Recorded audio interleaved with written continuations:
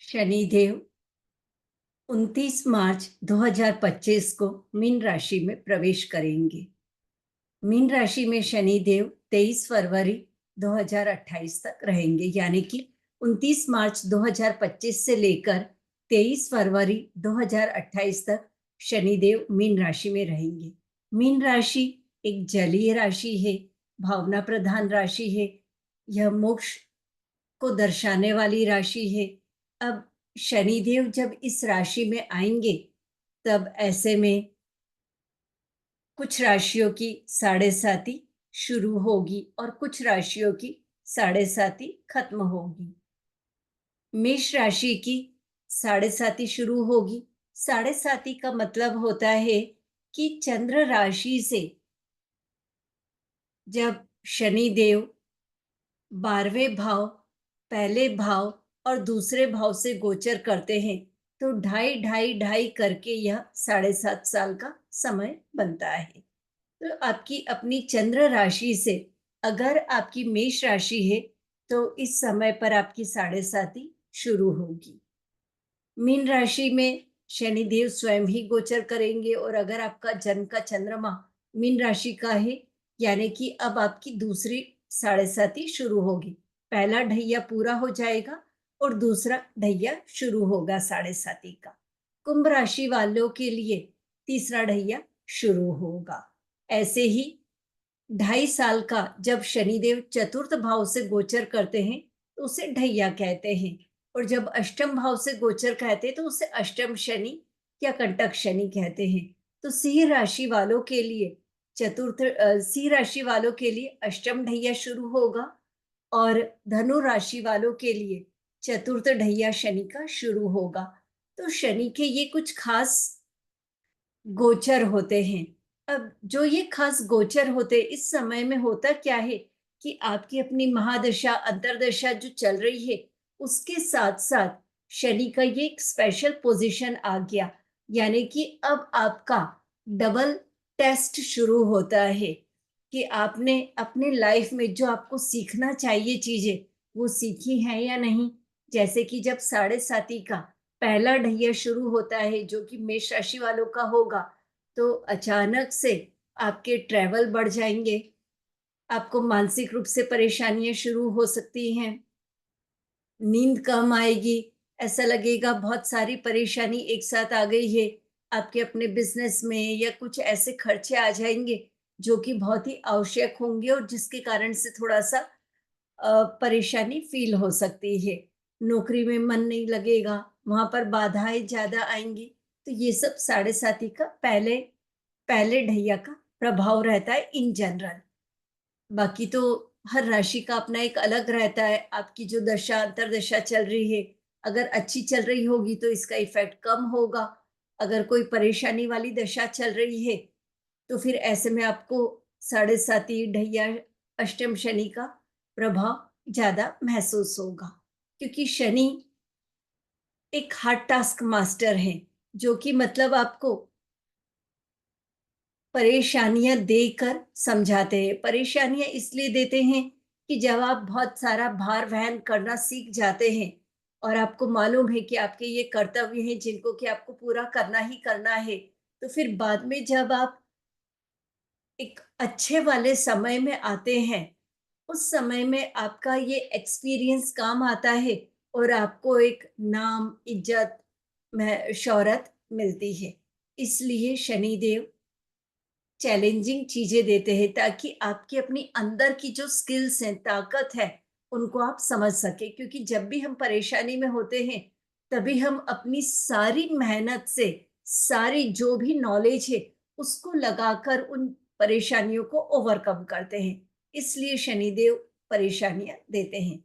शनिदेव दुख, रोग, अकेलापन, ये सब देते हैं, ताकि हम अपना एनालिसिस कर सके कि कौन हमारे मित्र हैं, कौन हमारे शत्रु हैं, कौन हमारे बारे में सोचते हैं, कौन सिर्फ ऊपर से हमारे सामने हैं बट पीछे से हमारे को परेशान कर रहे हैं, जैसे कि कोई षड्यंत्र कर रहा है।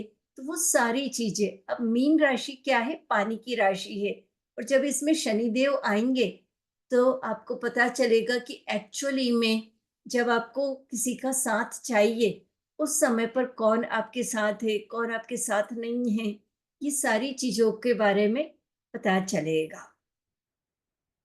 ठीक है? अब साढ़े साती में दूसरा जो ढैया होता है, मतलब कि जब शनिदेव आपके जन्म के चंद्रमा के ऊपर से गोचर करते हैं, उसे हम कहते हैं दूसरी ढैया। राशि के ऊपर से शनिदेव का गोचर। अब जब शनिदेव की दूसरी ढैया चलती है, कहा जाता है कि इस समय पर शनिदेव आपके हृदय के ऊपर से निकल रहे हैं। यानी कि आपकी अपनी जो लोग हैं, परिवार के लोग, आपके क्लोज़ फ्रेंड्स, कहीं न कहीं ऐसी कुछ चीज़ें होती हैं कि जिसके कारण आपको या तो अपना घर छोड़ के कहीं बाहर जाना पड़ता है, या कोई परिवार का व्यक्ति ऐसा कुछ कह देता है कि जिसके कारण भावनात्मक रूप से आप कमज़ोर होते हैं।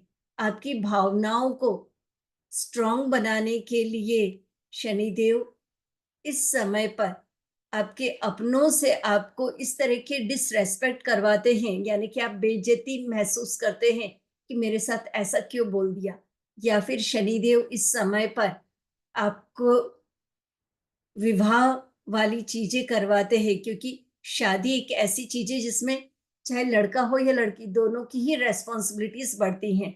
और बहुत सारे लोगों की शादियां साढ़े साथी के समय पर होती है, क्योंकि नई जिम्मेदारियां आप लेते हैं।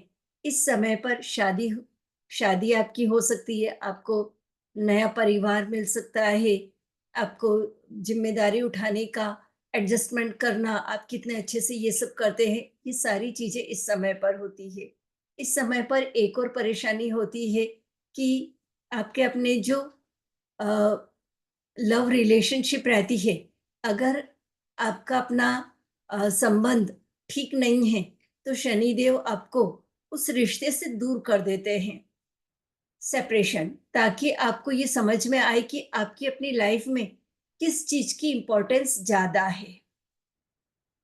तो शनिदेव स्ट्रॉन्ग बनाने के लिए, भावनात्मक रूप से स्ट्रॉन्ग बनाने के लिए ये सारी चीजें करवाते हैं।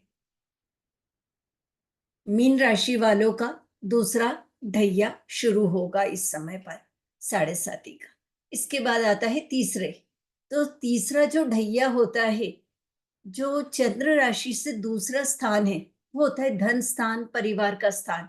जब शनिदेव वहां से गोचर करते हैं, तो धन से संबंधित परेशानियां आती हैं। और इस समय पर आपने अगर किसी को अपना पैसा दिया है, वो पैसा आपके पास बहुत ही मुश्किलों से वापस आता है। इस समय पर जैसे कि कुंभ राशि वालों के लिए, जब मीन राशि में शनि आएंगे, तो तीसरा ढैया शुरू होगा, साढ़े साती का तीसरा ढैया।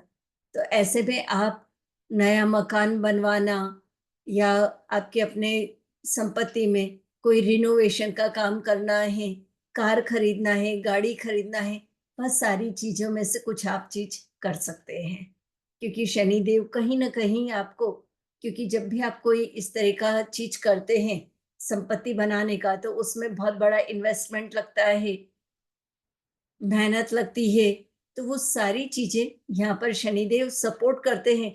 पर साथ ही आपको एक स्ट्रेस रहता है ना कि मैं ये पैसे कहाँ से पूरे करूं, ये कैसे करूं। तो वो सारी जिम्मेदारियां आपको देते हैं। तो एक तरह से ये अच्छा भी है, क्योंकि एक संपत्ति बन जाती है। तो शनिदेव कहीं ना कहीं से आपको जीवन में स्ट्रांग बनाने के लिए परेशानियां देते हैं।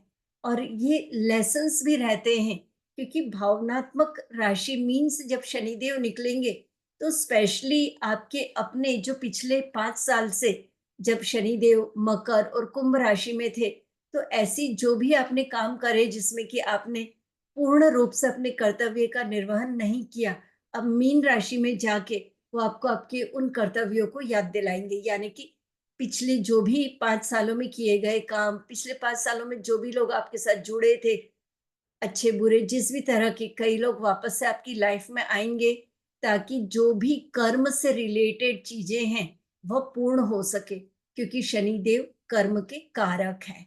इसलिए यहाँ पर शनिदेव आपको वो सारे चीजें सिखाएंगे। अब अगर हम देखें, तो जो कुंभ राशि है शनिदेव की वह मूल त्रिकोण राशि भी है, और उससे दूसरा मीन राशि क्या है, उससे दूसरी राशि है। यानी कि आपके अपने जो भी चीजें आपने कर्म किए हैं, अब मीन राशि में आपको उसका फल मिलने वाला है। आपने अगर अपने जॉब में, बिज़नेस में कोई मेहनत करी है, तो आपको वह धन संपत्ति के रूप में मिलेगा। रिश्तों में कोई नया रिश्ता बन सकता है, शादी हो सकती है, उनके रूप में मिलेगा। मतलब कहीं न कहीं से मीन राशि के शनिदेव धन संबंधित, रिश्तों से संबंधित कई चीज़ों में अच्छे ऑस्पिशियस रिज़ल्ट्स देने वाले हैं। पर है तो वो हार्ड टास्क मास्टर, इसलिए वो जो भी चीज़ देते हैं, जब आप काफ़ी मेहनत करते हैं, उसके बाद मिलती है। तो अपनी मेहनत को करते रहिए, लगातार सतत कार्य करते रहिए, शनिदेव की कृपा आपको मिलती रहेगी। धन्यवाद।